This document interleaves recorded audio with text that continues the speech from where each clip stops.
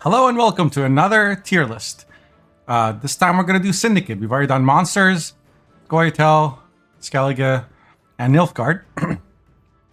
Syndicate is now, and R will be next. And we're even going to do a neutral one if people are interested. So, just like the previous tier lists, I've got some categories set up. We're going to go through the cards. And just a reminder, this is not me saying these cards should be buffed or nerfed.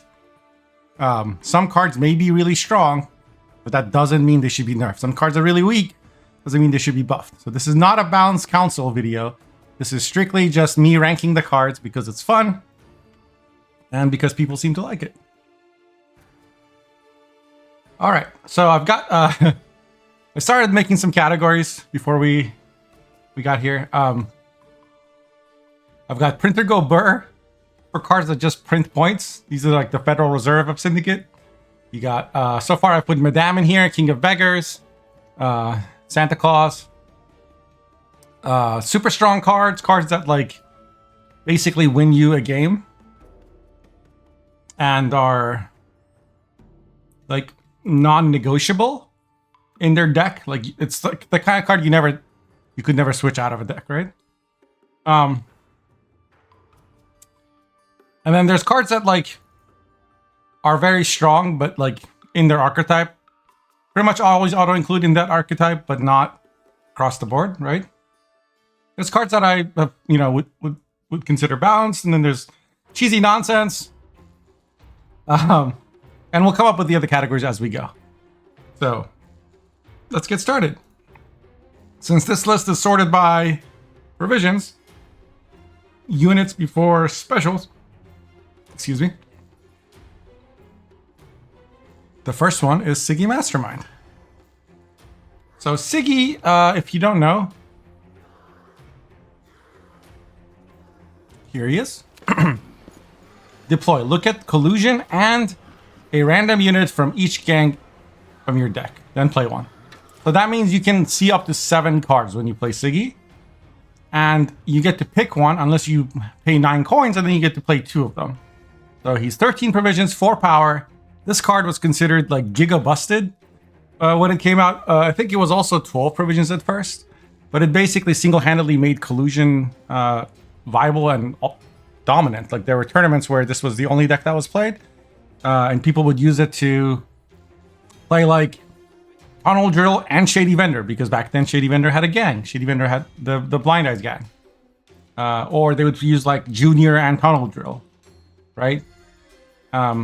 Usually they would play like Senior first, and then they would play 2 cards from Siggy. And not only were you playing 2 cards and all the things that those cards do, you're also like rocking the lackeys that were on the board, and it was just like you would see a Syndicate player be down like 30 points. They'd play this card, and then they'd be up 30 points. A 60-point swing was not uncommon with this, right? So nowadays it's a little bit less played, partly because it's been a bit power crept, but also because it got nerfed and Shady Vendors got nerfed. Shady Vendors lost their tags, and pulling the strings also got nerfed. So both the deck that played this, the card is like the deck that played this got nerfed, the card that played this got nerfed, and then the targets for Siggy also got nerfed. And then a lot of the new Syndicate cards that were released in the last card drop don't have any gang categories. That means cards like Acherontia, cards like Ixora, Captain Yago. See, it just says human pirate, no gang, right? Casimir Bassi has Crown Splitter, but he's terrible. We'll talk about him later. And Morels already didn't have a gang. All the Witch Hunter guys don't have a gang, so you could never really mix like Bounty with Collusion as much as I would love to be able to do stuff like that. He was oftentimes played with Hamelfart and Jacques, because Jacques has tags. Not in his first form, but in his second and third form, he has initially gets the Firesworn tag, and then Firesworn and Salamandra in his third form. So like there was a while where cards like Philippa, because they don't have a tag, weren't played. And then later when we got cards like Acherontia and Ixora, Those don't have tags, so those also don't see play. Or rather, once Akarantia and Ixora came out, like there was no reason to play Siggy because these cards are worth having in your deck, and Siggy wouldn't be able to tutor them, so you were better off using provisions elsewhere. That being said, Siggy is still very, very strong, like in terms of the card itself, right? It's 4 power and plays 2 cards from your deck if you tribute 9 coins. If you don't tribute, it still plays 1 card. And that card can be Collusion. So usually the way you play this card is you try to get like 3 or 4 gangs on the board, and then you play it, right? Because the tribute cost is actually reduced by 2 coins for each gang you control. So if you're playing off the books, it starts at 8. And if you got 4 gangs on the board, then it's free basically. So you get to a 4 power tutor that plays 2 cards, kind of like Reordain. Usually the kind of cards that were used to achieve the 4 tags were this card Mutant Maker, which is Firethorn and Salamandra, and Bloody Good Friends, which have Crown Splitter and Cut Up. So just those 2 cards give you 4 tags. Siggy was free.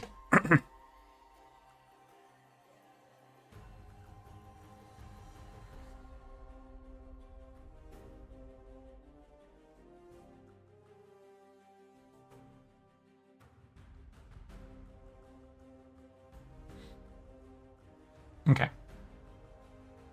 So, what about the Brute?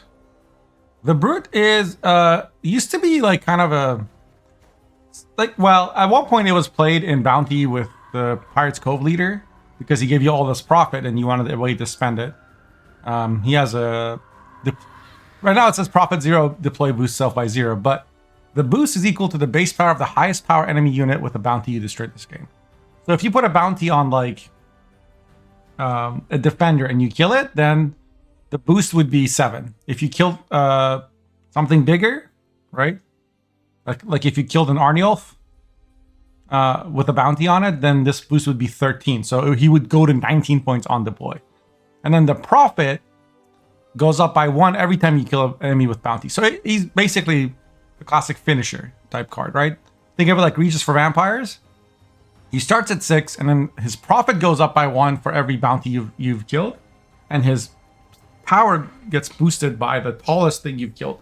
It used to be by the last unit with a bounty you killed, which meant that like if you got a big fat bounty, now you're like, should I kill this other big thing? And it was weird. But at some point when bounty got a pass recently, like about a year ago, it got changed to the highest power enemy unit. And that really revitalized this card. In addition to that, Ignatius got reworked, which meant that you could tutor. Like, you no longer felt silly for playing Octavia. I think Octavia also got reworked and buffed. And so there are these 4 Hale brothers, the Brute, Scoundrel, Ignatius, and Fabian Hale. These 3 are considered very good. This is played in every bounty deck, and these 2 are played in any non-Golden Necker bounty deck. Fabian, he's like the, that brother you have that never accomplishes anything, but you still invite him to family gatherings because he's part of the family. So nobody wants him in their deck, but he exists. He's a card. He's 6 for 6 with a bounty. 6 for 7. He's 7 provisions. So, God bless Fabian. He sure wishes he was more loved, but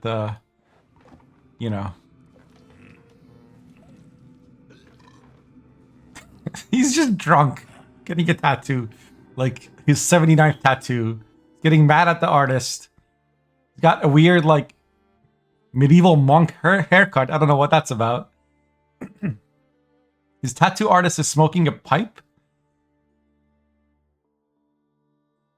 Okay. This is... I relate to Fabian, yeah. Feels Fabian, man. Alright. Sir Engelhart Hamelhart. No. Cyrus Engelhart Hamelfart. I think that's his name. He's the biggest, the most, the the largest force in Novigrad religious circles. He's big.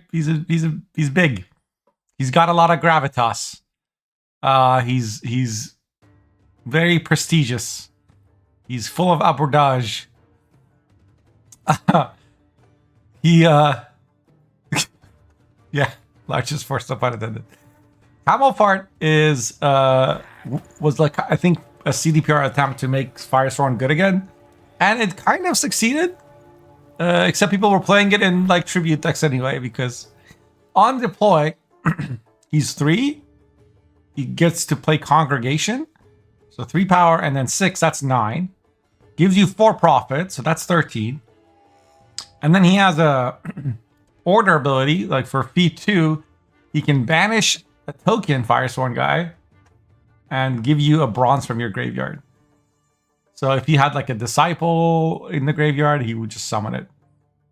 It doesn't give it doom or anything, so you could keep doing that. Basically, as long as this guy was on the board, your opponent couldn't really kill your bronze Firesworns because you could res one per turn.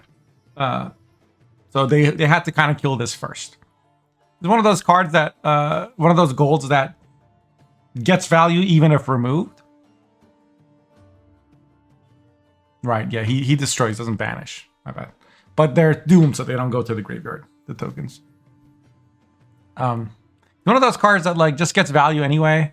He was kind of instrumental when you were bleeding with Syndicate in round 2, or to defend the bleed. Because like, he's a card that doesn't get answered by one card. There isn't a single card in the game that kills a 3 and 3 2s, or a 3 2 2s and a 4 that he resurrected. Like, he's one of those cards where that will always tempo ahead of any answers that opponent might have to him. Before anybody said, yes, I know they could like, I don't know, play like Stefan and then click the Rosa or something to clean this up, but that's, you know what I meant when I said it can't be answered by one card. Behind the hierarch's pious pageant, his luxurious silks and exotic wines, his whores and slaves, beneath all that lust, greed, and vanity, stands an honorable man. Huh. If you say so. He's definitely got an honorable chin. So, Camelfart's, I think it's a cool card. It's very strong, but also like, there's counterplay. There's a cap on what he does. Like, he doesn't play for 50 points, right? And he's got, because he spawns and plays a crime. There's a man inside that thing. Yes. Because he spawns and plays the crimes, he has synergies with cards like Senior, or Horseman Senior, which spawns lackeys, or anything with Intimidate, or just in general if you're playing line pockets. So I like this kind of card that, like, you know, he's a Firesworn, works really well in a Firesworn deck, is kind of critical, but also you can play him in other stuff, and there's reasons to do that. I'm really a big fan of this design. Then we have Fallen Rayla.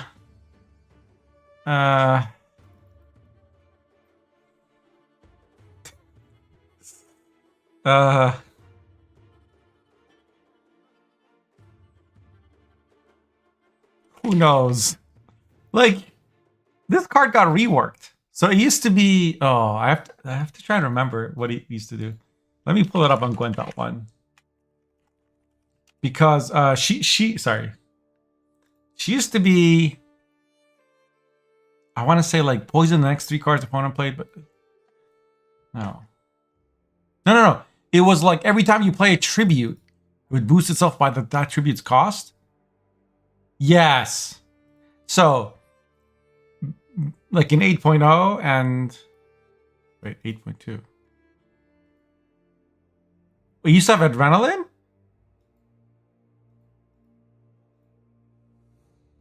Okay, Profit 3. So first, I don't know why it's 8.0 is before 8.2 here, but it initially had Adrenaline 3. Whenever you pay a tribute ability, boost self by that tribute's cost. So I guess the idea was you would play this with and have 2 cards in your hand or something.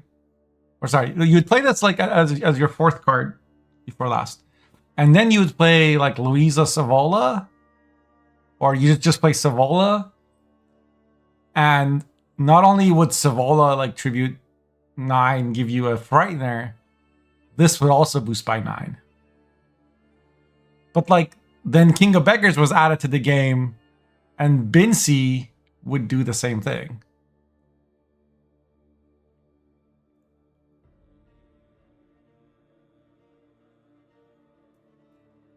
Is Fallen Rayla the same as Black Rayla? I believe so, yes. Lore-wise, I think they're the same person. Slain by the arrows of those she had hunted, or so many thought. The salamander had different plans for her. Okay, so like, I guess Black Rayla was like attacked and stuff, and then the salamander found her and like resurrected her or something. So this was like in a tribute. It got changed in 8.2 to be Adrenaline 5. What else?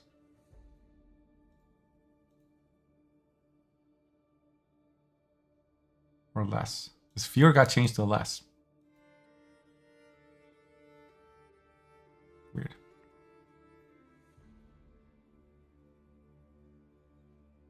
So, yeah. They got changed to Adrenaline 5. Still didn't see any play. The idea was like, whenever you pay tribute, it's kind of a win more card, because it would just, you'd play this so people would kill it. Because if they don't kill it, you tribute something and it would just boost again.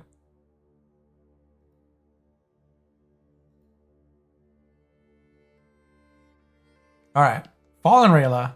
This is the current version of the card. It got reworked in 10.6 to a poison card. Still has Veil and the Prophet 3. Base power was increased to 6. Provision went to 12 from 11. And had a tribute 3 that said remove poison from an allied unit, then boost self by 5.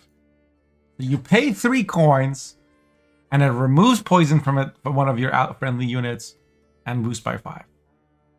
So basically, if you had 2 coins, you'd play this, and it would come down as an 11 plus a poison remove.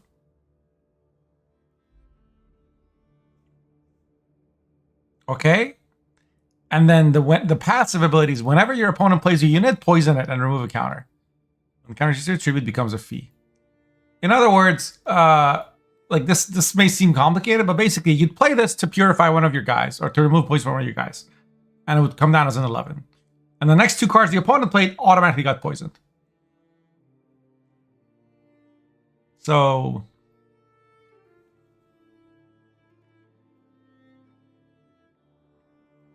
it's kind of interesting. Like if you have a Roland on the board, opponent plays cards, they get auto poisoned, and you get poisoned. I don't know. I don't really know what this is for. Never really found a home.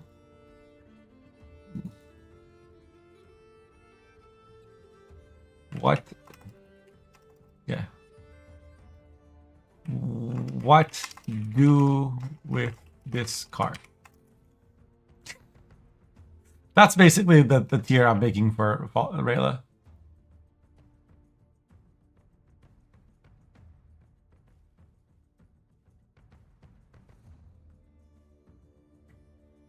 All right, Jacques. So we already talked about Jacques. Jacques is one of those cards that's like, especially people who aren't too familiar with Syndicate often underestimate. Because if you look at him, first form is whatever. Like you almost never want to play first form. Second form is basically 6 and 4 coins. But you spend those 4 coins to get 2 Flaming Rose Footmen. So it's basically 12 or 12, which might sound terrible. But there's a couple of key things to remember. One is you gain the coins, then you spend them as a tribute. So if you were playing off the books leader, it would be a 13 for 12, right? Because, or you'd end up with 1 coin extra at the end. But also it's a spender. He has a fee and he can spend 1 coin at a time, which is pretty convenient. Like, for, you know, like think of it like a street urchin that also comes down with a lot of tempo. And oftentimes you could use this as a finisher because it would pull out King of Beggars too. And so when you play this in a deck with King of Beggars, it comes like it plays for 17 tempo, right? Now, if you're Devotion in round 3, he evolves to Jock Grandmaster, which means like which has another passive that says whenever you play a Firestone card, gain 1 coin. So if you open with this, right? And like let's say you start with 0 coins, you play this, and let's say you're playing off the books. You end up with 5 coins. You spend 2 of them, you boost to 8, and then now you're at 3 coins. You play Hamelfart, and he's back up to you're back up to 9 coins because Hamelfart is a Firestone card, and it plays Congregation, which is also a Firestone card. So that passive procs both on units and on specials, or on artifacts too. I bet. I don't know if artifacts have gang tags or not, but basically, like every single time you play a Firestone card, whether it's, and you can sometimes play more than one in one turn, it gives you an extra coin. Now you have to manage that, but over the course of a long round 3, that's a lot of points, right? Similar to Oberon or Herald, except Herald like can kill something you don't want killed, and Oberon isn't a spender. Like this is Oberon and it's a spender, right? More recently, it was played a lot in Vice decks with Sesames in the graveyard because with the Line Pockets leader, you can click the leader, spend, click leader, spend, and so you could do that 6 times in one turn, and basically go from Sesame 6 to 0 in your graveyard in one turn. And so it was useful for that reason. In addition, because you were often using this to pull out King of Beggars, it meant that like you'd play Jacques, and both Jacques and King of Beggars would be on the board. Now your opponent has to deal with both threats in one turn, and if they don't, next turn you play Acherontia or Ixora, and you have a spender. Like, right? By putting 2 spenders on the board, you were guaranteed at least one of them living in most situations. So Jacques' not a card that like, he's not usually a finisher. He's not like, he's not like Svalblood where it comes down and like everything's decided. He's more of a, think of him like a Hensel type card, or Artaud or something, where like you want to play him, like you don't want it to be removed, but you kind of want to play it as early as possible because it's also an engine, right? He's like Usurper, probably another good example. But in Syndicate, it's just special because it has a fee one. Val says, I think Jack is kind of weak TB8. He's really only played because KOB is overpowered. Maybe, but KOB exists, so. And I mean, people still play it in Firesworn even without, like in Congregate, even without KOB. So. Again, I like this card because it's kind of, there are different trade-offs and considerations. Like, do you mulligan it round 1? Do you think? Because there's just decision-making involved, right? Whenever cards have multiple ways to be used and decision-making involved, I tend to be a fan. Professor, he applies the bounty and does 4 damage, right? And then if you tribute 3, he can ignore armor. So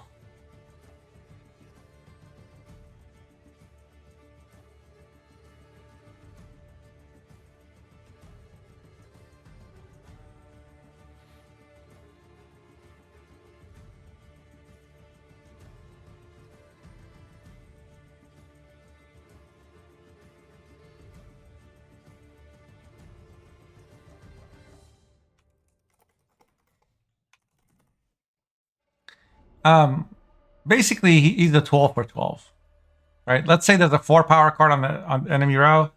He does 6 and 4. Sorry, it's 14 for 12. 6. He's a 6 body. He does 4 damage and gives you 4 coins, in theory.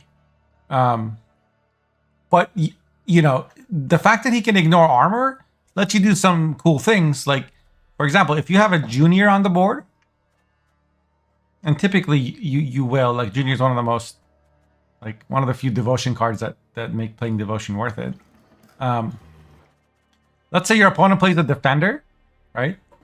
Like the monster defender is 7 power and 4 armor.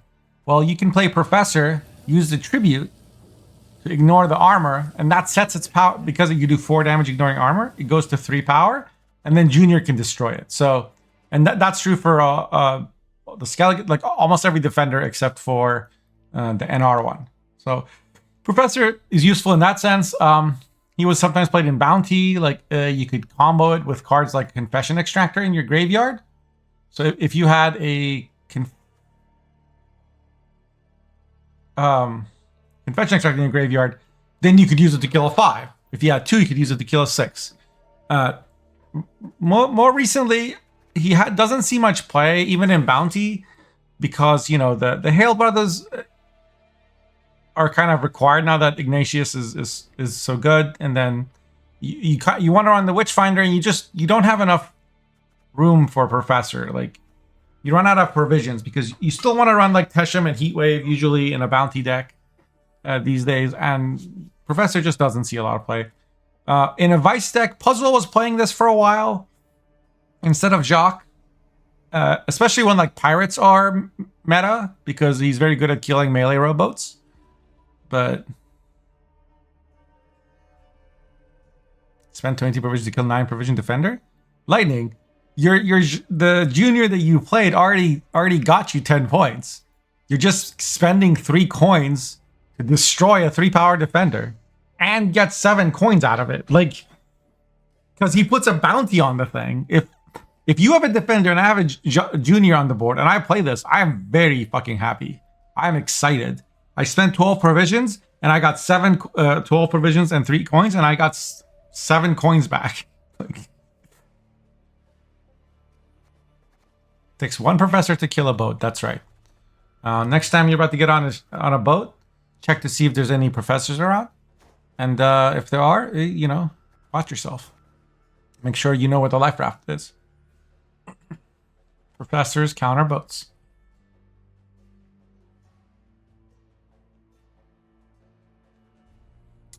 Then we have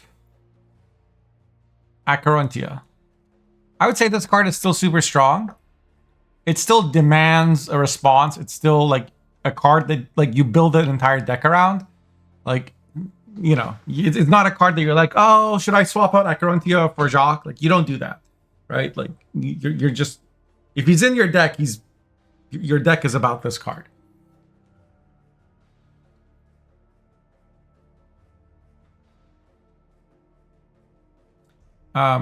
So Acherontia is one of the newer cards. It has the Vice tag.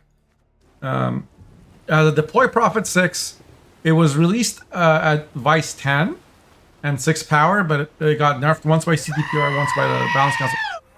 Hi, Bruce. How's it going? We're doing a Syndicate tier list.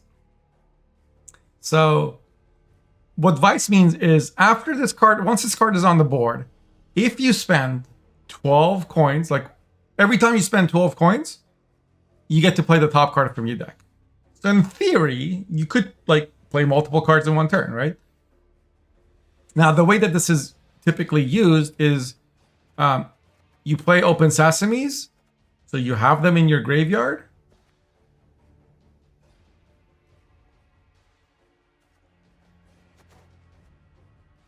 Sorry, getting distracted by something on the screen. Okay, you play Open Sesame, so you have them in your graveyard. And Open Sesames, when they reach their counter 0, give you 4 coins, right?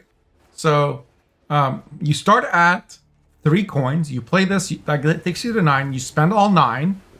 And then you proc the Sesame, get another 4, and usually you can proc this at least once. So the floor of this card, if set up properly, is, you know, 5 bodies, 6 coins, and the top card from your deck. If it lives, it can keep doing that over and over again.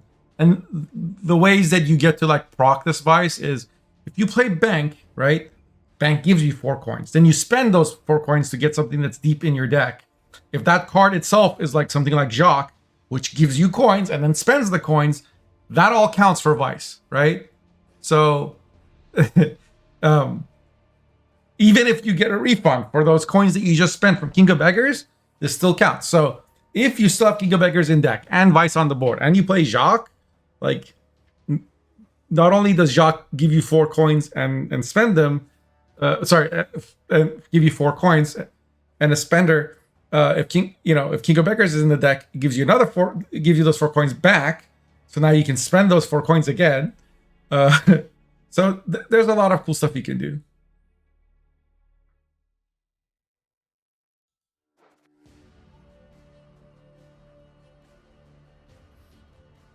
But it does require setup.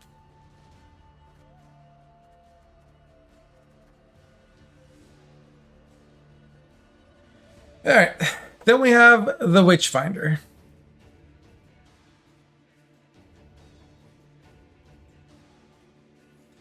Witchfinder is a very interesting card. You know, if you can't answer it, it can kind of like snowball the game away from you, because every turn it puts a bounty on the tallest enemy unit, but it has some limitations, right?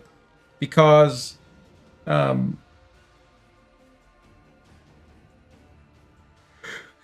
if the tallest card is like Malacine and it has Veil, well, you're out of luck. And also, it only does that if there's not already a bounty. So if you put a bounty on something and the opponent boosts it and you can't kill it, then this is basically like a dead engine, right? On deploy, it also gives you 3 Syndicate Crowns, which are artifacts that you can click on to get a coin. Basically, like, it just puts 3 coins on the board and you can pick them up.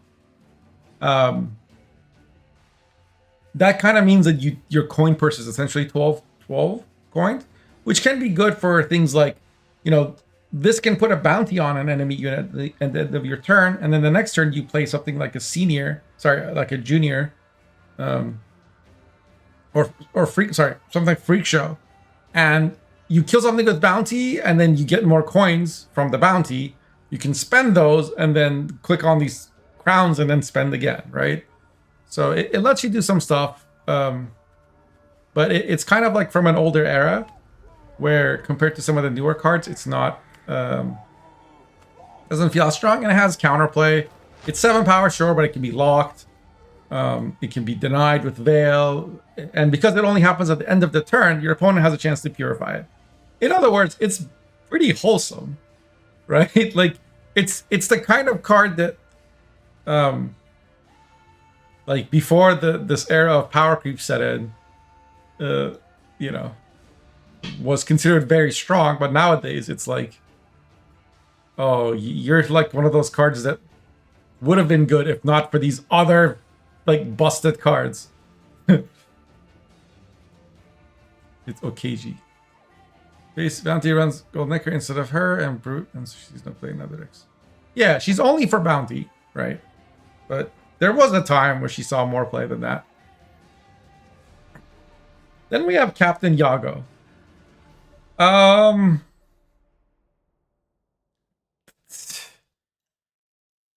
Let's talk about Captain Yago. Because this is a card that sees almost no play. You could play it in Jackpot, but pretty much only in Jackpot. Because it says gain as many coins as you spent this turn. Well, if that number is more than 9, it's over profit unless you're playing Jackpot. So, in a non-Jackpot deck, this is a 7 power card that has 11 provision cost, and it comes down and gives you 9 coins at best, right? So it's a 16 for 11, and it's also a spender. But, like, that's not very good. 16 for 11 sounds amazing, right? Like, if monsters had like, monsters play Egern, that's a 15 for 10, and has a pretty big downside, right? Like, Spear Tip is a 12 for 11. This is 7 and potentially 9 coins. Like, it sounds good, but it's like there's an opportunity cost to playing this. This is the same cost as is King of Beggars 11? No, King of Beggars is 12 now. But, like, you could play that or a junior, right? Or Helvete, like Ignatius is 9, or you could play one more coin and have a King of Beggars or a Hamelfart. It's just kind of expensive for what it does. The problem is that in Jackpot, he can play for a lot more. Because in Jackpot, you can spend 9 coins in 1 turn. Use your leader, that's 9 more coins, so that's 18, right? And spend those 9 as well. Then you play this, or you don't have to spend them, but like, yeah, you spend those, and now you've spent 18 coins. So then you play this, and he plays for 25 points on deploy, and is a spender.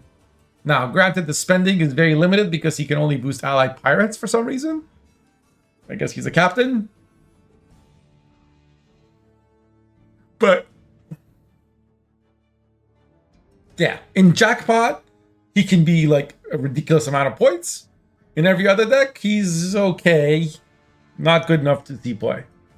And because of that, you can't really buff this.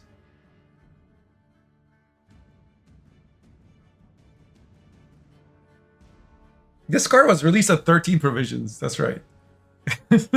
Went down to 11.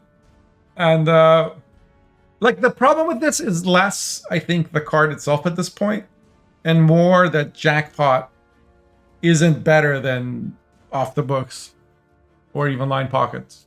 And there's really no reason to play Jackpot. There was a time when Jackpot was like essential for boosting your units, right? Like you would stay at 9 coins and you drop Freak Show and it would instantly go to 6 power, 1 armor.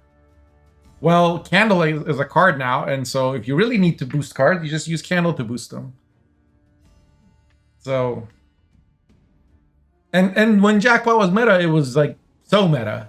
It was the only thing anybody played, and it was obnoxious because you didn't have to think about overprofit. You just all your overprofit became points. Who needs to think about spending when all your cards just... Yeah.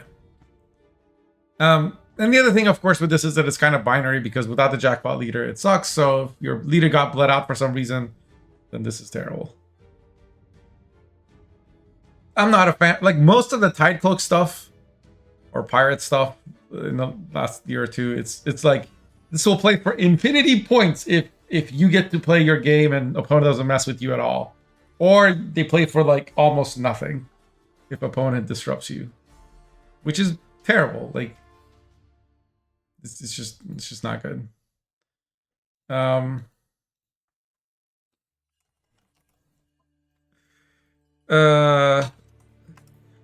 Weak but not salvageable. You know what? That's just this. Like this isn't as bad as Rayla. This is definitely playable. I can play a deck with this in Porag. But like I also don't want this to be buffed because then like the problem isn't I don't know. It's just a terrible design. Speaking of terrible design, we have Casimir Bassi. Another of the newer cards that kind of makes you scratch your head.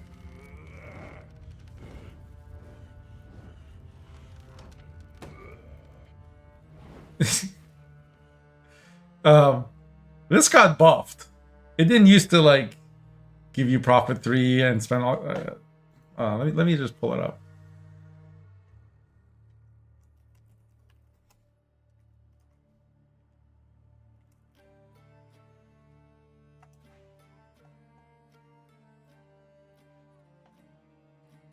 So here's what it used to do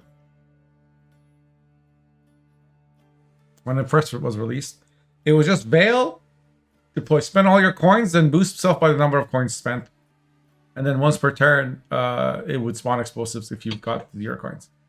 It got buffed to give you 3 coins. So basically it got buffed by 3 coins. What are explosives? Well, explosives are a thing that spawn, and for a fee of 3 coins, you can click them and do 3 damage, right? But if you wait, like each turn the fee goes down until it hits 0 and then it destroys itself. So it's like kind of like a fuse, I guess. Like the fee is a fuse, so you can accelerate it. Or if it's like if you waited 3 turns, you can click it and just do 3 damage for free. But then if you wait 4 turns, it's gone.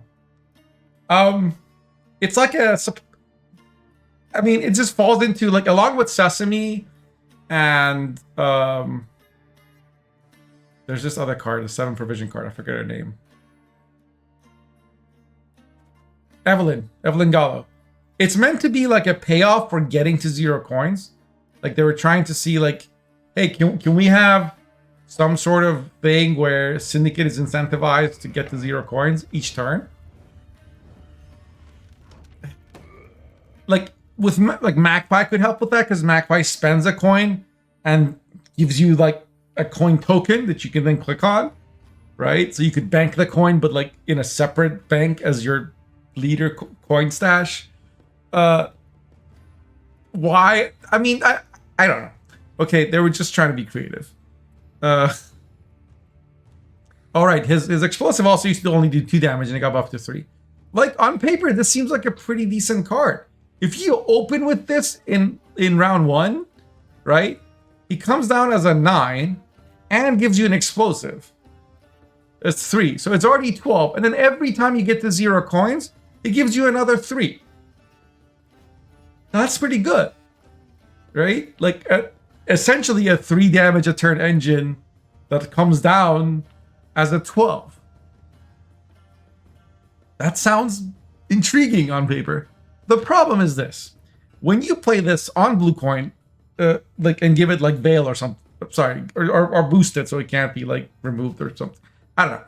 You're either making it go too tall, right?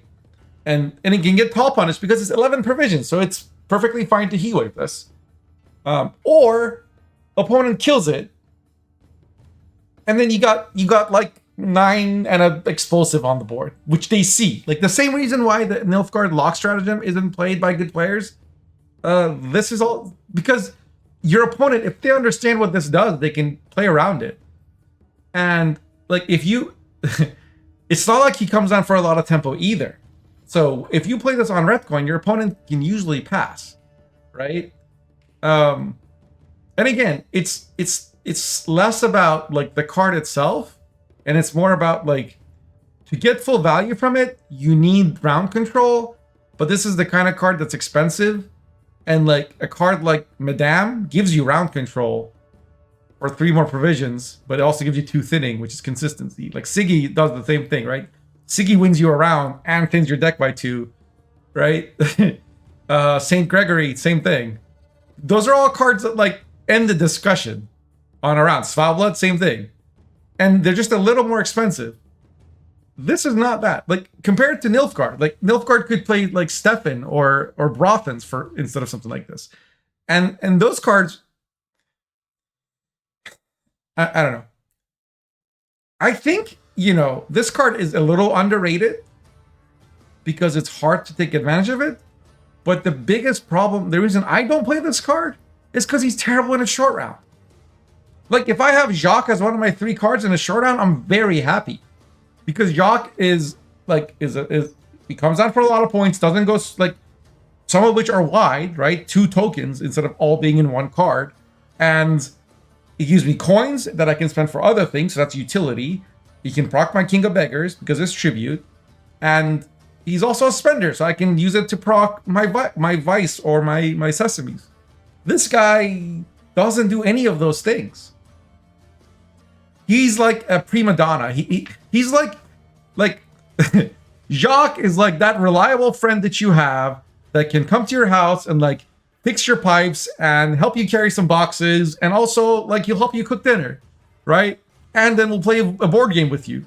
This guy comes over and he's like, I'm gonna need a massage and then a nap, and then I'm gonna need to take a bath, and then I'm willing to listen and critique your ideas for this party you're planning.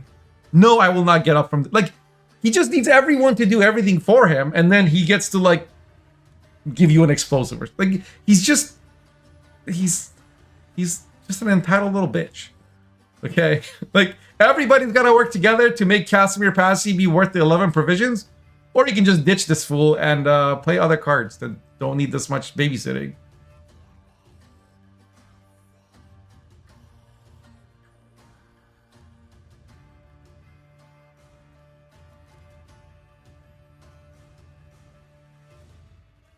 I think that like buffing, like the reason I'm not saying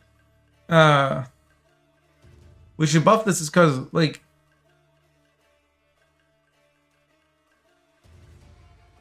there's a threshold where this becomes oppressive. Think of like Kahir when he was a 9 provision card. It was kind of like you had to answer it. This would also be that. And I don't know. I don't think the game needs more cards like that.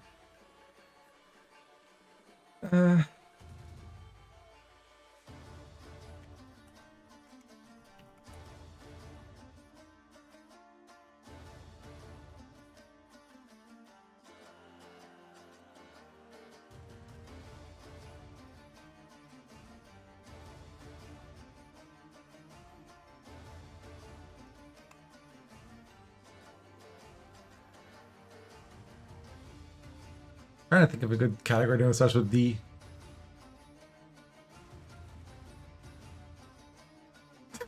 Dearly departed. Wait, why is this?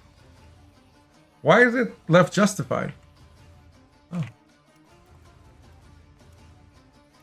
What?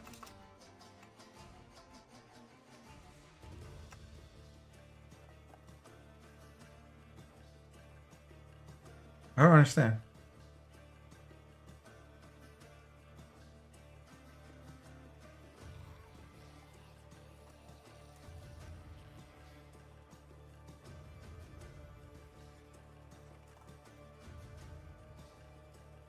Maybe I need to refresh this page.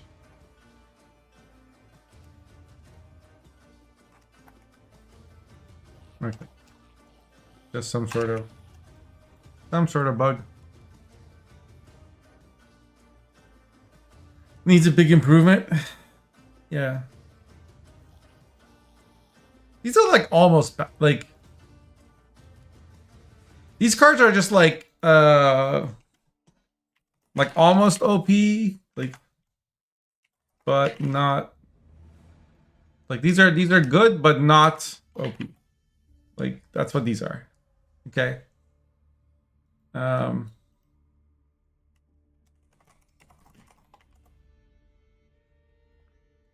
Or like they're barely like below, you know, competitive.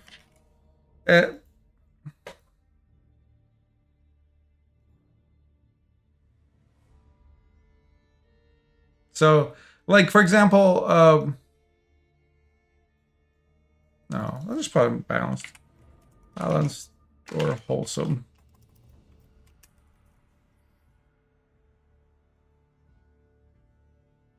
Firestorm deck you've been trying. Casimir Bassi plus Disciple plus Congregate leader combo. Each turn gets 1 coin from leader and spend a Disciple. Sure. But like you're using your leader for that instead of your Fallen Knight, right, MXC? And you usually want to use your leader either for Fallen Knight or right before you, like to protect your Fallen Knight from removal, or right before you are about to play like DS Ire or Gregory or something. If you're using your leader charge just to make Casimir, Bassi, and Disciple work, I mean that's not really whatever. I think maybe like the situation you're trying to describe is if you have 1 scribe on the board and 1 disciple and you're at 1 coin, disciple spends the coin, scribe gives it back. That should proc Casimir. I've often tried to make decks like that work, where like scribe plus something that spawns like Lieutenant Monhurst or whatever creates this like feedback loop. Miamon had like an infinite Firesworn deck. Sure. The problem with those things is that they're very hard to set up. And Skellige just says no. And Nilfgaard says, yes, I'll have some of that. So, and scoia'tael says, die. So, if you're trying to play anything like that, you need to dodge Skellige, scoia'tael, and NG. And then a lot of NR decks nowadays have just tons of pings and they just kill your shit, man. So, it's just... Sure, if you run into like wholesome monsters that don't have control, as in not Frost, and not like mid-range fruits, and not Arrakis, then yeah, it's great. So basically, it's not good in like pro rank or just against people who are trying to win. Unfortunately, like the cards that are good in Gwent are cards that basically represent unconditional value, right? They're the hardest to disrupt.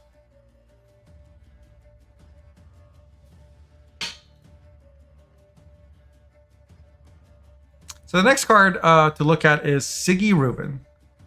So Siggy's a very interesting card, especially when Jackpot was meta. It was played a lot.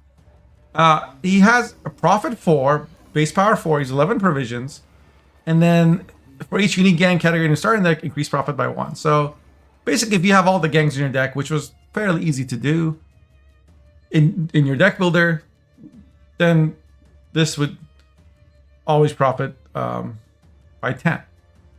Well, you may be asking, why 10? Like, why would I want 10? My coin purse only goes to 9. Well, you would play this in Jackpot. So if you were at 9 coins already, you drop this, he would go to 14. Or you could like not have another gang and go to 13 or something. And then has a passive of Intimidate, which means every time you play a crime, he boosts by 1. Intimidate is a little bit like Harmony or Thrive, but more conditional, I would say. Because it only procs on crimes, which is specials. But this was like a good way to just fill your coin purse. And because he got so much value on deploy, it wasn't really worth removing by the opponent. But if they didn't remove it, it would get some extra value also. So. So thank you, Space Daddy. We're ranking all the Syndicate cards.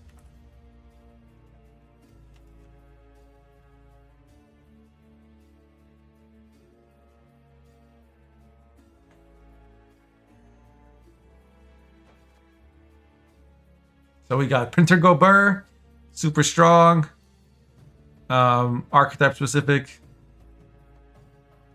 archetype carriers. Maybe this can go here. I don't know.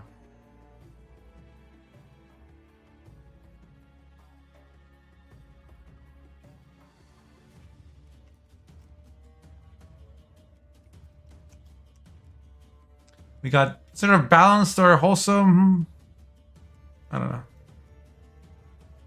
Basically balanced.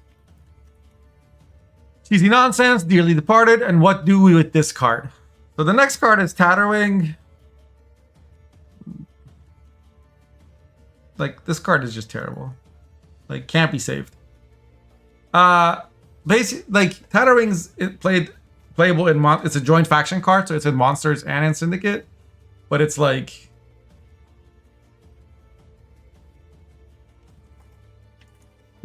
like, this card is doo-doo. Except Cleaver? I mean, even Cleaver's not played.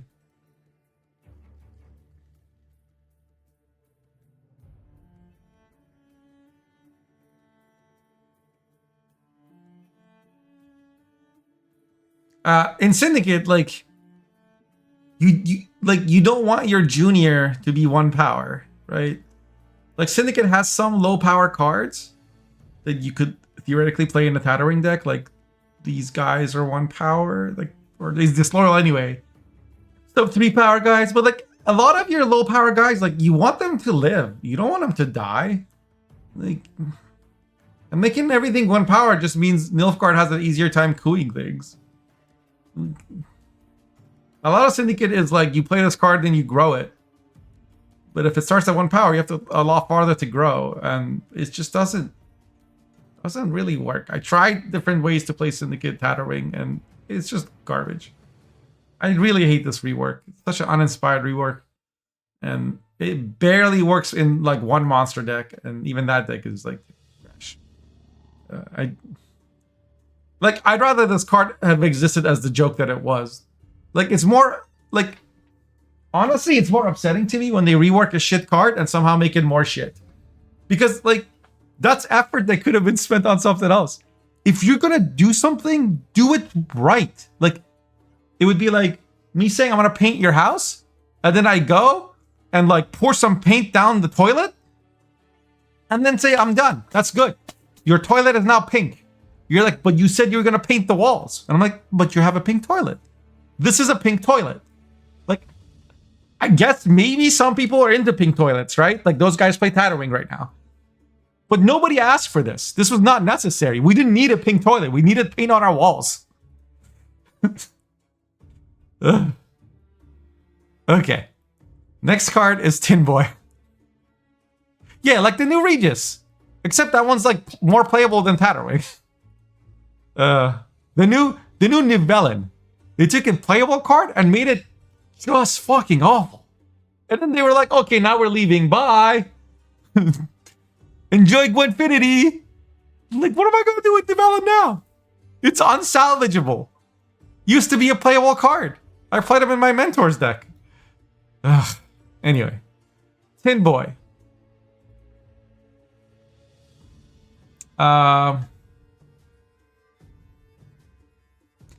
Maybe we just add a row below here and call it buffable.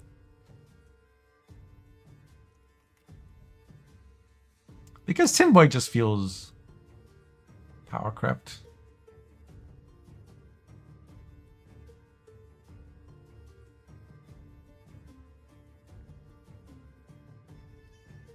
Tin Boy damages every unit on the opposite row by 2. So basically, it's like max is 4 plus 18. If the opponent's row is full and you know, there's no armor there, which is rare. On average, let's just say like 7 things get hit. So he's like 18 for 11, which is not bad. But he also has the tribute that you can play, that you can choose to pay, and then it will damage both rows. The tribute is expensive; it's 7 coins. So, you know, for an extra 7 coins, you can get the second row, which usually is like the row with less units. So let's just say 5. So like, it's like, oh, do I want to pay 7 coins for 10 damage? Not really. Like, you know, when elves were meta, Syndicate could play this and it would smurf. Or when Assimilate is meta, like against Assimilate, it guaranteed you win the long round. Because typically, even if they copied it, they can't have 7 coins usually to pay the tribute. So it was kind of a safe card, unlike Jacques or Amelfart, which they could easily copy, or Cleaver. But, and I don't know how you buff this. I would probably buff his base power, because like his ability is really good.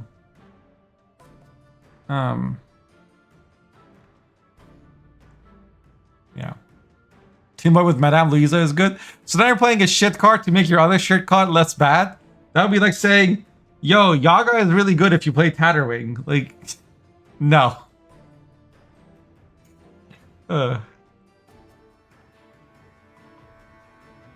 Like, the fact that it requires another card to be playable is what makes it shit. What deck would I play Tin Boy? Any OTB deck could play it. Any deck that can get a long round. It's more about, like, the meta and less about your deck, right? But probably off the books, because, you know, he's a tribute card and you need coins. Sorry, he's tribute 8, my bad. He's tribute 7 and off the books. He's tribute 8. Like, his tribute could be made less. But we can't change those things, so... yeah, it, like, if there's a lot of... If the meta is wide and rounds go long, he's great. Like, for example, if for some reason Syndicate starts to contest round 1 against Priestess, or maybe they do now, I don't know. This card will be really good into Priestess, right? The ceiling is gigantic, but the floor is low. You don't want to make that card like that less provisions. I don't think.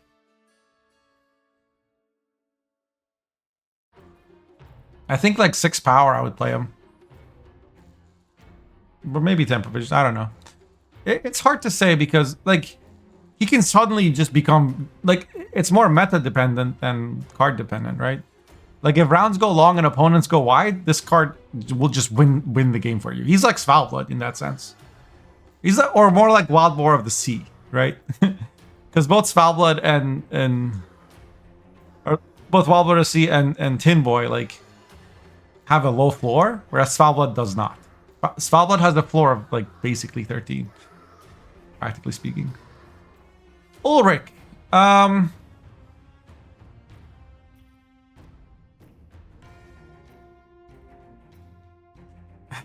He creates a copy of a bronze Firesworn card in your deck, in your hand. He's like a Caranthier, but instead of making a 1-power copy of the unit, he boosts it by 2.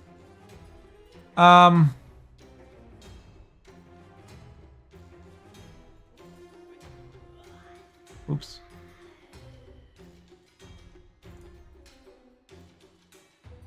I don't know where to put him because like would this be OP at 10 provisions? No.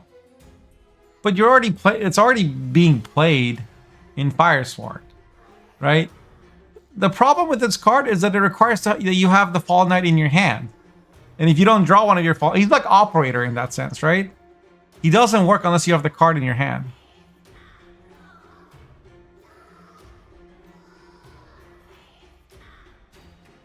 Yeah, like Ramon and Adolia are 10 provisions. Adolia gives a shield, Ramon gives 2 armor. He gives 2 power if you have devotion, and he costs 1 more. Plus he's like 3 power. Does he have Intimidate or something? Yeah, that's why. So he's kind of an engine, but like Intimidate is the opposite. Like if passive abilities like Assimilate is S tier, Intimidate is like D tier. So I guess he's buffable. He could go to 10 provisions. There's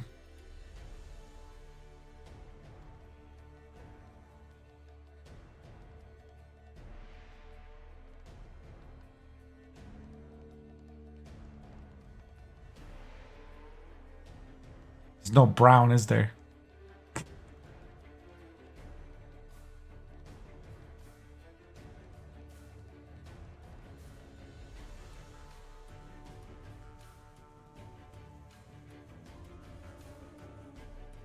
Okay, Helveed, he's basically balanced.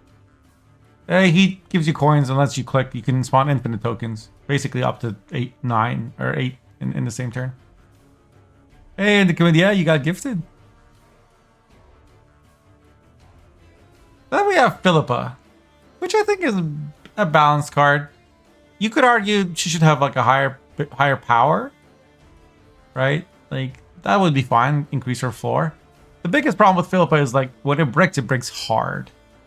Like a 3 for 10 is so bad. It's so bad. It's like a bricked Igni. But when you yoink something good, it's pretty nice. Except Geralt doesn't require coins. He just kills something. Philippa requires coins and yoinks it. If you yoink a 9, then she's playing as a 12 or 10. But I don't like, you should not make this 9 provisions, okay? I'm gonna put it in buffable, but you gotta promise me you can only buff his base power, like her base power. Do not buff the provisions on this. If we start seeing Syndicate Golden Necker that doesn't lose to, I mean, Syndicate Golden already doesn't lose to Self Wound, but like there should be some downside to Golden Necker, and Philippa covers a lot of those downsides. It's basically like better than Heatwave, and it's like a Heatwave or Muzzle, right? So 4 power, not 9p. Please. Scoundrel. I think Scoundrel's balanced. It's like 12 power, so it's very hard to remove except with a Tall Punish or a Lock. I think it's kind of silly that like a Van Morlehem Hunter disables this, but then he still played for 12 points, so maybe that's okay. If you're Nilfgaard and you're against Bounty, do not like immediately copy this because they will then grade in you and then their brute will boost to the high heavens. Like, stop it. Think before you copy this. It's a good Artot target. You just have to be very careful you do it at the right time. Yoinka 9 isn't 18p? No, 18 points because you have to spend 9 coins. Okay? That's the way Philippa works. You have to pay. So spend a number of coins equal to an enemy unit's power. And it's not a tribute, you're spending. So it's like you play her and you spend 9 coins, then you get a 12. And the opponent loses a 9, right? So like it's kind of bad. Nice watch streak. All right, Junior. Junior is super strong. It's like the reason people play Devotion. He just comes down and he goes smack and he does 6 damage and is 4 power. But critically, you can click him and destroy something that's 3 or lower. So as long as like that means for something to be outside of Junior reach, you have to be higher than 9 power. But you can combo him with other stuff that's already on the board. Plus, even after the deploy, he's still useful. And if you don't have coins, you can sacrifice his body because he has insanity, right? Insanity means damage self, and like instead of paying the fee, instead of paying 3 coins, you just take 3 damage. This combined with cards like Candle or Scholar or like Little Bird, anything that can boost a card are better than 1-1.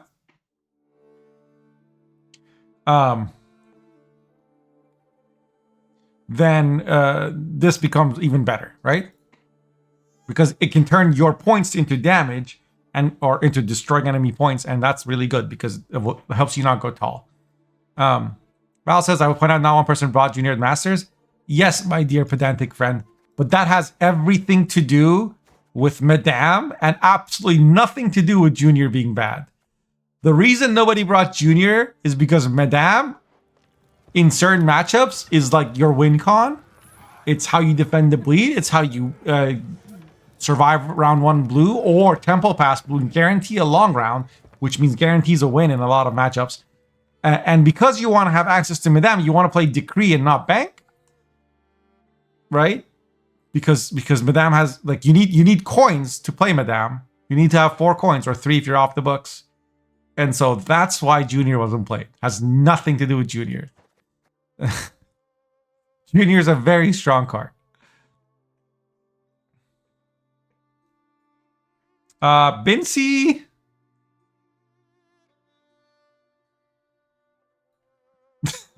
There's a cheesy nonsense, but it's wholesome.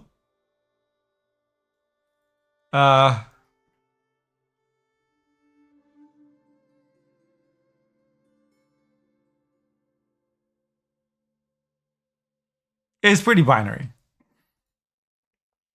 Like, if you can answer the Bincy, then it plays for 0, or it trades with a tall punish, right?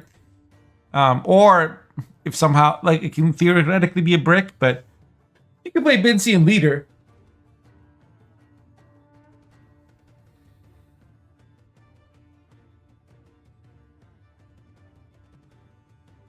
To boost it. But Bincy is often played with Novigrad or with King of Beggars. It procs off of King of Beggars, it procs off of Crimes.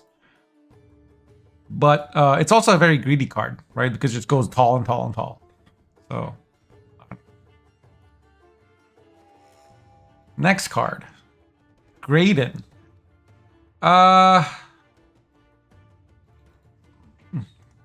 mean, these are cheesy or niche, I guess, or like, so the problem with Graydon isn't that he doesn't get value, it's that he's unreliable.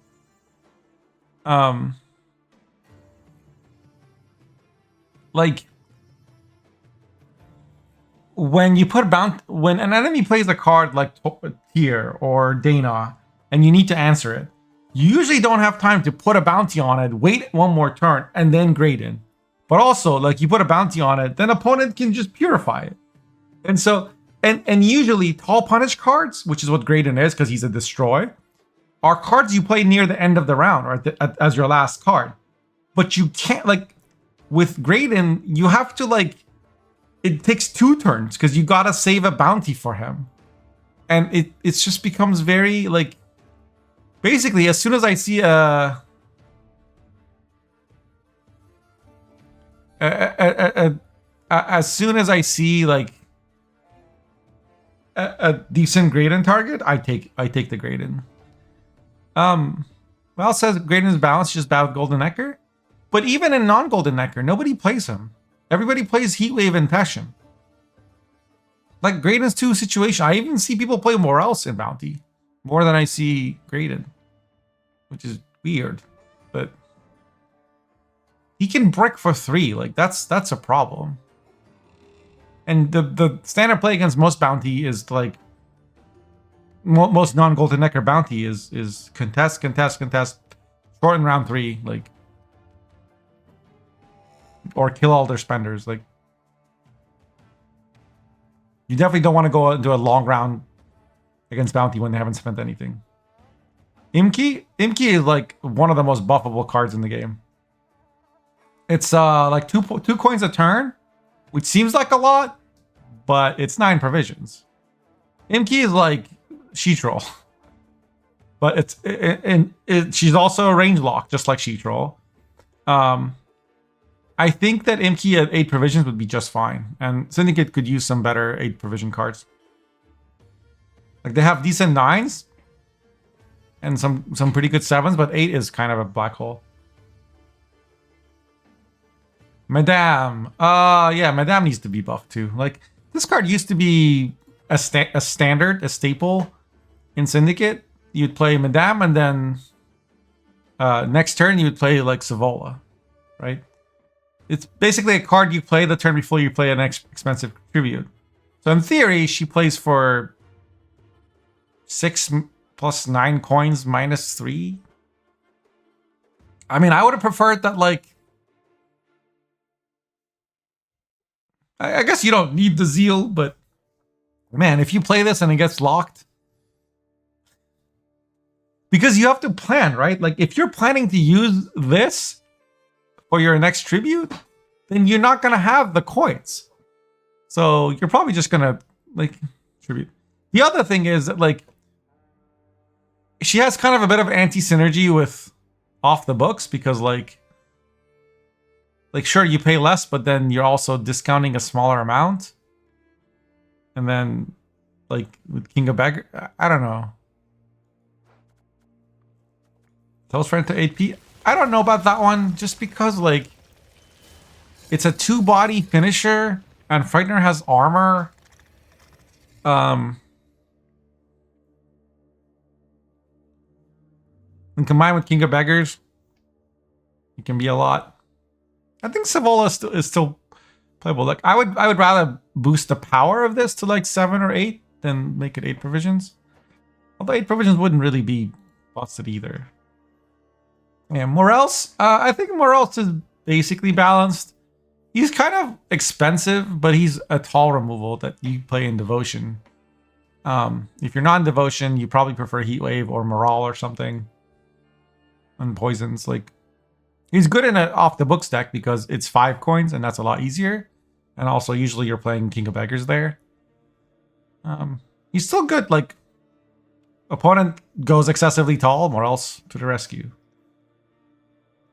Salamander is...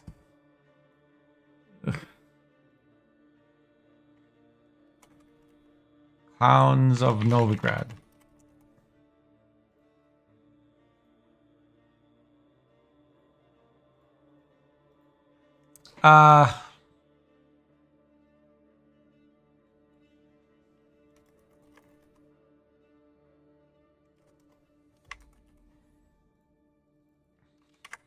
This is cheesy nonsense. Like, this is like semi-cheesy. I don't know. Cheesy or situational. This is meme tier. This card is only played in meme decks.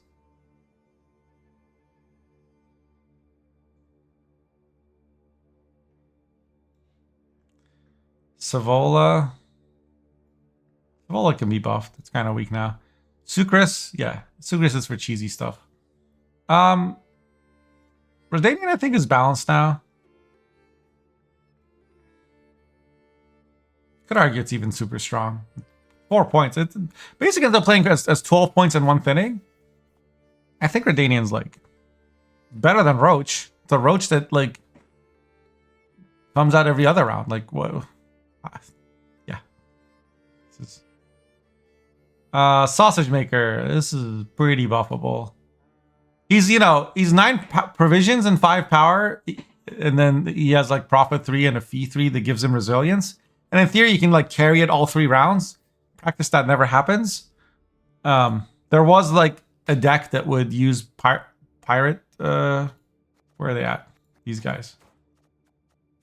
The 5 feet ones. They would use Treasure Huntress. They would use Treasure Huntress to infuse Sausage Maker and then carry it into every round, and it was like an engine. But it could just be removed, so once it was removed, the whole thing was toast. Adriana the Mink, yeah, he's buffable.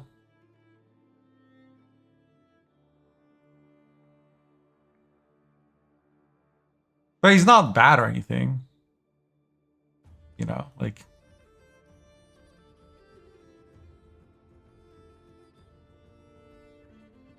He's just like... The problem with Mink is like the card that he... like, it works best with passive flora scenario, and then that card sucks. So... I'm wondering if there should be a category for...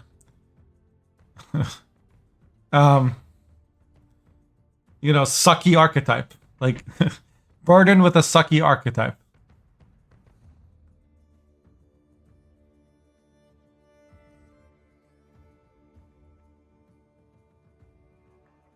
Bart.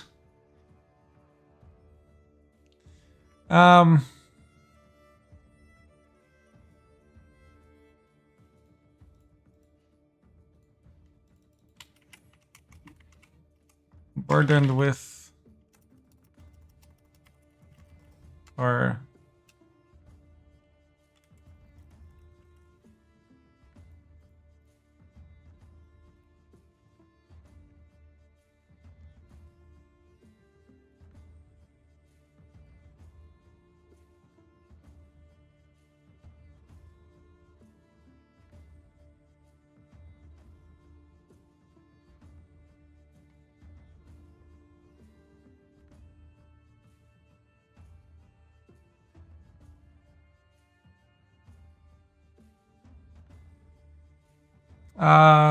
weak compliments. I don't know. Weak. Yeah. Like, where's Ulrich?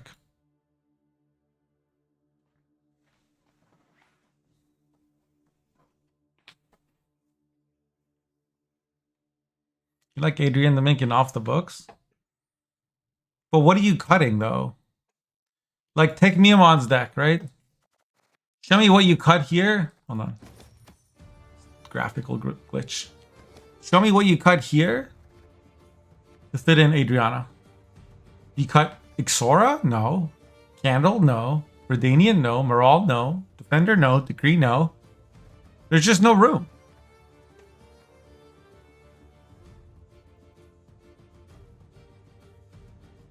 Like, I don't know. Like, these cards that have been like squeezed out of the meta. Like, that's kind of where they're at.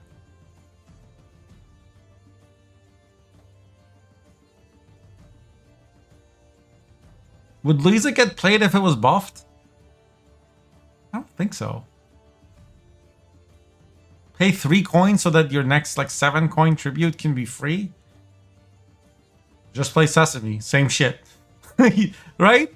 Like, a Sesame gives you 5 or 6 coins. Like, why bother playing this when I could just play that?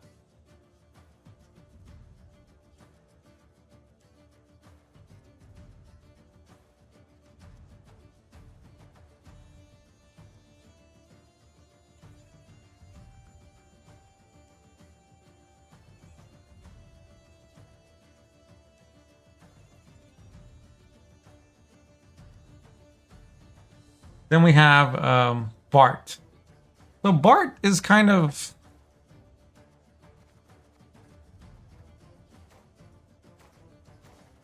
It's kind of a weird card. Even when Collusion was like... pretty popular. It wasn't seeing a lot of play.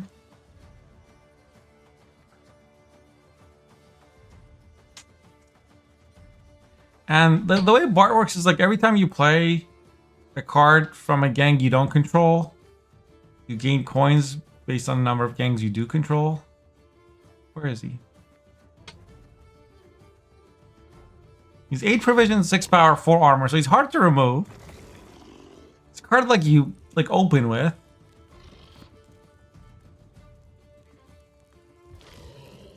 So like I play this and then I play like a blind eye, then I get 1 coin. Then I get like I play a tie cloak, I get 2 coins. And then 3, 4, like it's just kind of he's already slow because you're playing a 6 tempo card, which is basically a 4p. And then he gives you 1 coin and then 2 coin and then 3 coin. Maybe you play him after you have a bunch of cards on the board already. But he doesn't have a tag, so you can't tutor him with Siggy. So it's like...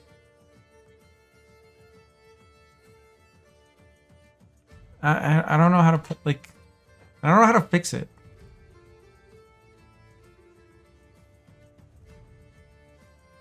Boris? Boris is pretty strong. But it can also lose you games. I don't know where the... I'm gonna put Boris and Cheesy along with Bincy.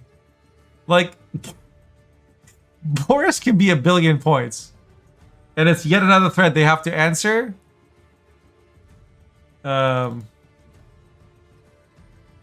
Yeah. This is more like gambling junkies.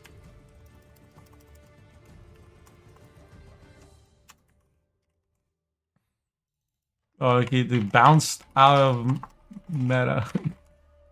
Like, the bouncers won't let him in. There you go.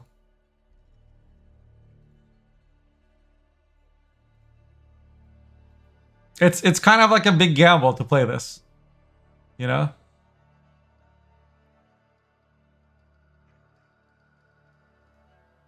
Caesar? Caesar's good. He's only good in jackpot. Caleb is like very good at bounty. People used to make fun of this card and say it's so bad until bounty was buffed, and then Caleb got no changes whatsoever, and suddenly it's like auto include and must answer. It's funny. With all apologies to Miyaman, Hound is just doo-doo. Like, it's 8 provisions and there's a 2 per turn that can be disabled by removing its armor. And then you have to pay 4 coins to get 1 armor. My goodness. It's more expensive than the Beast. Doedric? Doedric's just doo-doo.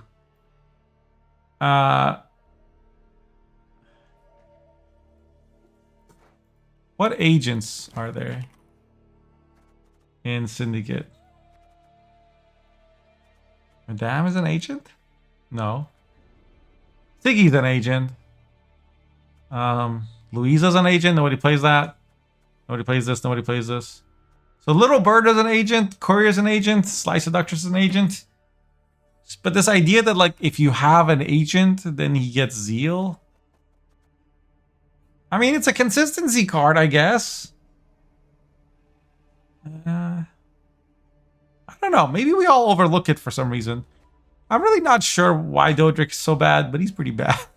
I never see anybody play him. Maybe because it's an 8 for 8. That then gets answered or locked, and then now he's useless. And, you know, Furco's fine. He can play a crime. And in Syndicate, crime is actually broader than you'd expect. It's not like in monsters. It's just like organic is basically just either bleed cards or insectoid cards. But there's like Siggy Count Reuben's treasure is considered a crime. For some reason, I guess Novigrad's not, and neither is Bank. But basically, every other special in Syndicate is considered a crime, along with this artifact. So you can use them. You can use Furco to play Dies Irae. You can use them to play Collusion. You can use them to play Novigrad Injustice, Countermove's Treasure. But most frequently, it was used for playing Sesame or pulling the strings, or just one of these other crimes. If you're playing a deck with like lackeys or senior and Collusion and stuff, Furco can be good. He's basically in the same spot as every other 8 provision 2 power tutor. In that is he sees very little play because basically all of them need to go down to like 7p or something at this point. It's not really a point to like 8p is just too expensive for those cards. When cards like Arcane Tome and Tempest exist at 6p. I'm going to put Flinders Crew in Gambling Junkies because, like, this is a card that if it works, it's, like, ridiculously good because your hordes go down. But it requires other things to happen and exist. And, like, it's only good in round 3 and it's, like, it requires that you bleed round 2 because the counter can only go down once per round. So...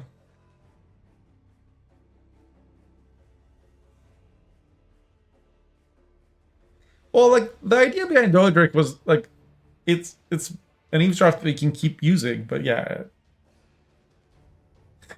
Like, if you don't really have turns to waste on a card that will then next turn help you do some hand-fixing stuff, like it's a Syndicate. The pace of the game is such that every turn you need to be doing something that forces your opponent to react, and Doedric is just not that. Hammond,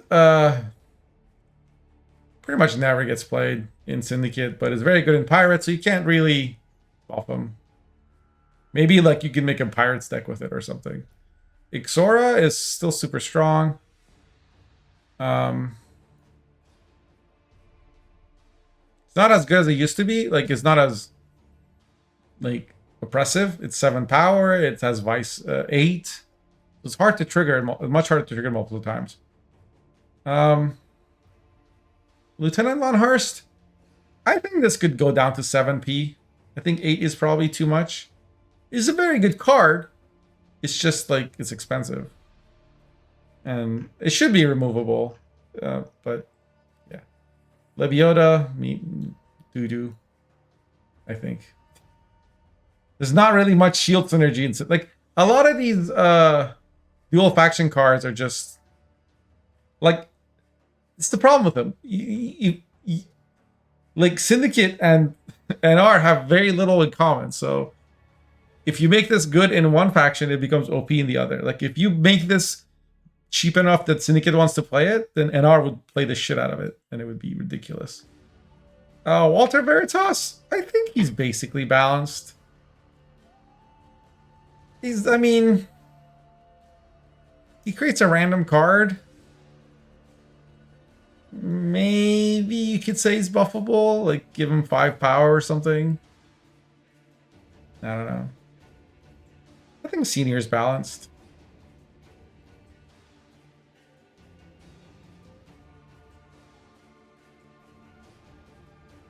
Requires some setup, but if it lands, it's very powerful. If you wanted to buff Senior, you would buff lackeys. I think Freak Show is balanced.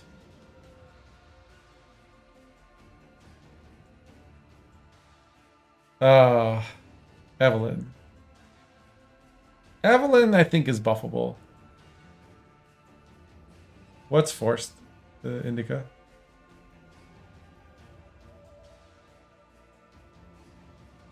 Corsodi Brothers? Yeah. Where's the other one? These guys are like 7 for 7 now. Nobody plays them. Yeah. Fabian, same thing. Buffable. Poison Brothers are balanced. Arguably even too strong. But their decks aren't too strong, so it's fine. Greater Brothers is doo-doo. Gord is meme tier in Skellige, I would say. Ludovicus is buffable. Postodi. Postodi's doo-doo. Like, every time he's boosted, he applies bleeding, but There's nothing in this faction that auto boosts stuff.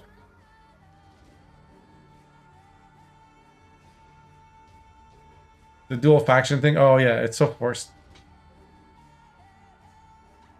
Pugo's doo-doo. Even in monsters, it's doo-doo.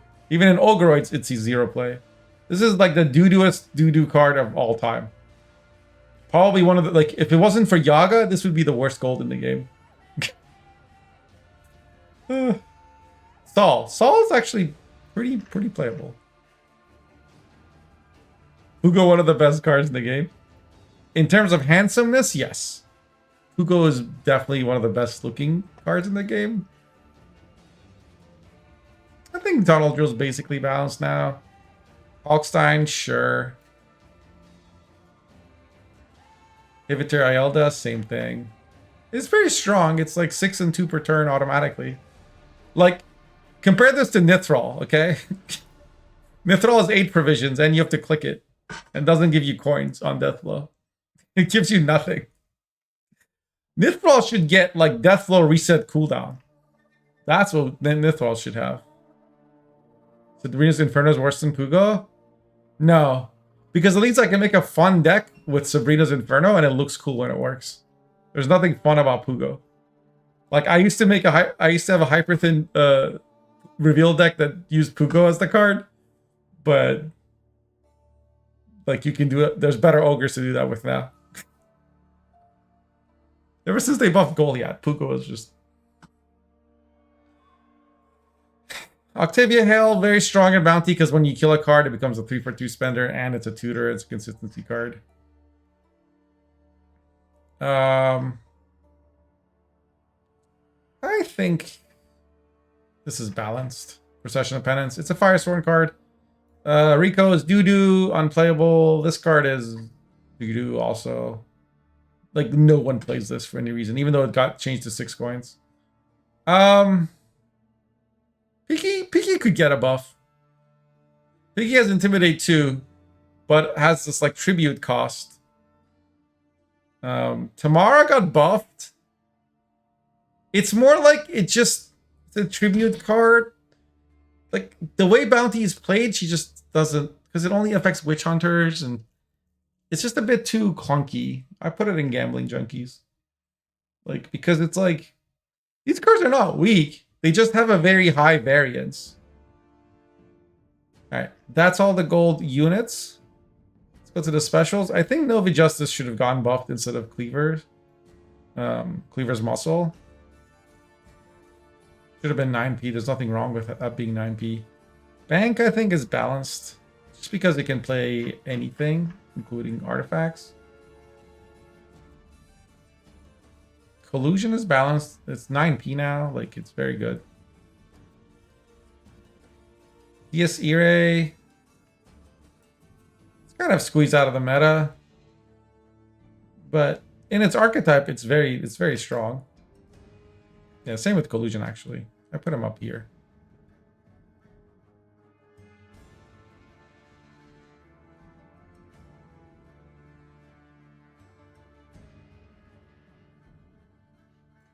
Maybe Poison Brothers. And Saul.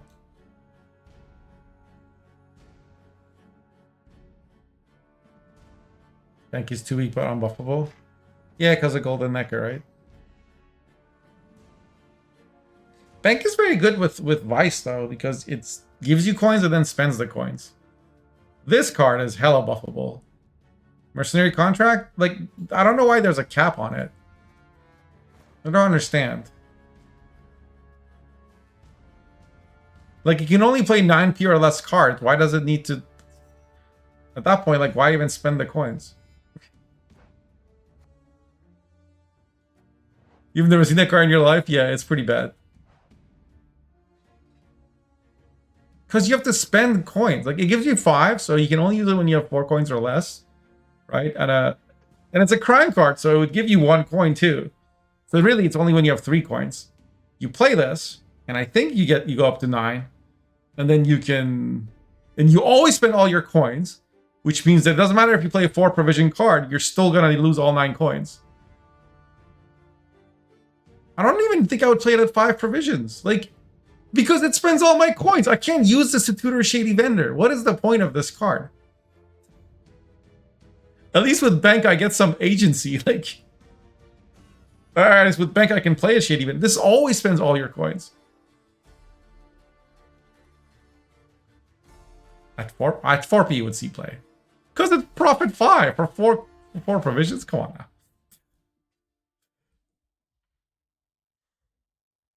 Can use Mercenary Gun to tutor missing gang in collusion? Right. But then you have no coins in a deck that is always coin starved. Collusion decks are notoriously coin starved. You can't just like click your leader and get coins. Your leader is just a jackal. The reason this card sees no play. Tavern Brawl? I don't know. This is like Red Haze on crack. I'll just put it on Gambling Junkies because it's high variance. Because it can play for a lot of points. Damnation? It can give you, like, in one deck, it can be very good. In Firesworn, I think. But then it's, like, not that good in other stuff. But it also shouldn't be buffed. Like, this should not be 5 provisions. So we'll put it in basically balanced. It's just a bad card. Yeah. Sadly, Mercenary Contract can't really be salvaged.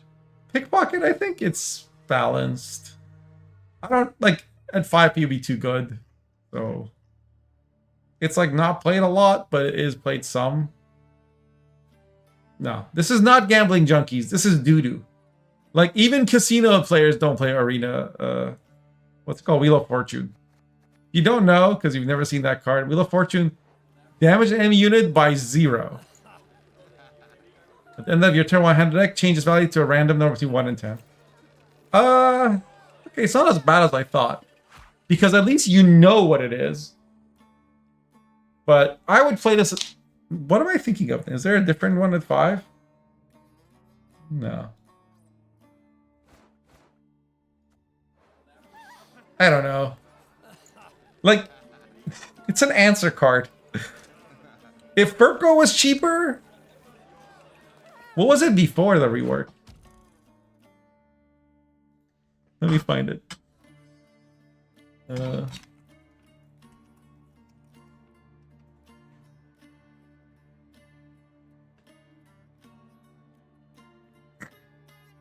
Okay, it was damage enemy by a random number between 1 and 10.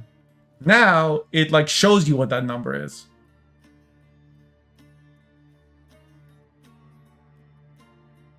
And our tier list, and R is the next one and the last one. Well, we might do neutrals also, but I'm gonna leave Wheel of Fortune and do. No, because like the problem with Syndicate is like, or a problem is in Syndicate, you don't have like a million ways to tutor specials, and this is only good situationally. Like I said, if Furco is cheaper, maybe. So that you could just check your deck and when it's good. Play it. Damnation is a pretty good card. I think it's fine. Like it's a cheap tutor consistency card that has conditions. I think that all makes sense. Kind of like Adrenaline. It's 6p, it should be 5p probably. Okay. Tide Cloak scenario. I would say it's for Gambling Junkies, because again, it plays for 1,000,000 points if you get there. Passive Flora is doo-doo. Nobody plays this. Nobody should play this. Ruin's Treasure, also doo-doo. Or a meme tier, I guess. Novigrad. Printer Gober.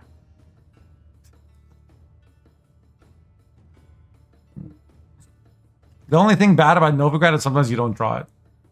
Like, Candle is super strong because it can boost any card. Dies Irae is archetype specific, but very good in its archetype. And same with this Poison card. Poison, yeah.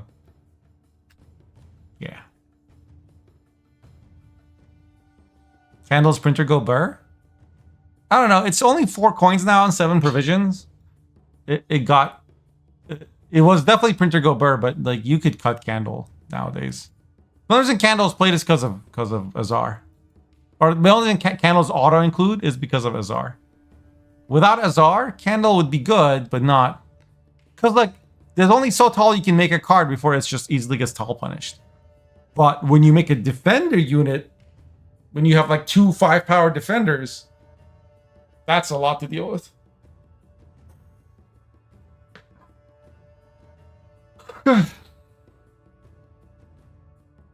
Okay. This is all the Syndicate Golds ranked. Not really looking to do the bronzes. I'll just tell you what my favorite bronzes in Syndicate are. It is Scribe. And Jackal. And...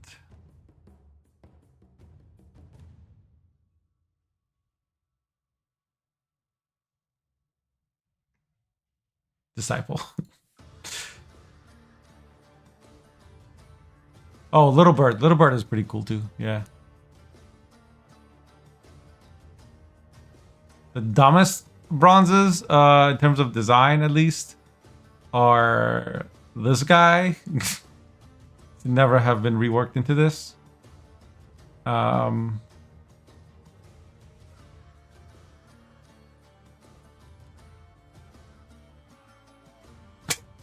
This thing will never see play.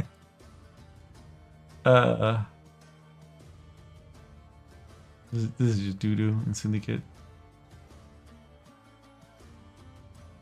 Brawler? Brawler can be. He's at 5p now, so it's like no play. I used to really hate these doggos. What the fuck is what this? It's an insectoid card that's shared with Syndicate. Oh, this. This is a Vice card. Every time you spend 3 coins, it boosts by 1. In theory, it could be really good, but it's like... You never want to play a 4p card that is a passive engine. Maybe in a long round gets value. Like, you just play one of these. Or one of these, right? Or one of these. Like, if you want to play 4p card, or one of these. Like, there's 1,000,001 4 provision cards that are good. It just doesn't fit. Okay, let me save my Syndicate tier list.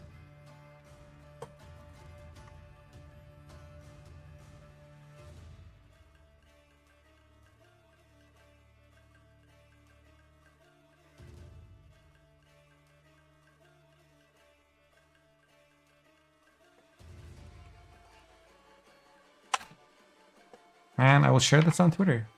So let me know what you think. Which cards did you agree or disagree with? Were there any good moments? Any funny things you thought when I was doing this? Leave a comment. Thanks. Neutral's next. Cheers.